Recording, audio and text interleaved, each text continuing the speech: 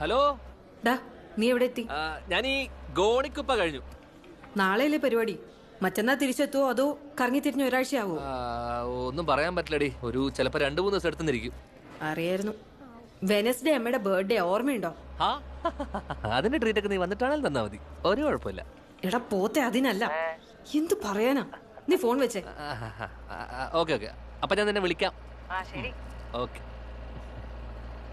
നാരികൾ നാരികൾ നരകീയാഗ്നികൾ, വിശ്വവിപത്തിന്റെ നാരായ വേരുകൾ എന്നാണ് കവി പാടിയിട്ടുള്ളത്. ആക്ച്വലി ഞാനവളെ അനന്തതയുടെ അജ്ഞാത നീലിമയിൽ ഒഴുകിയെത്തുന്ന ഒരു അപ്സരസായി കണ്ടുപോയി.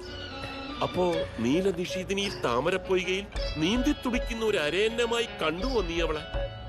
കണ്ടു. നിന്റെ കാര്യം പോക്കാമോനെ.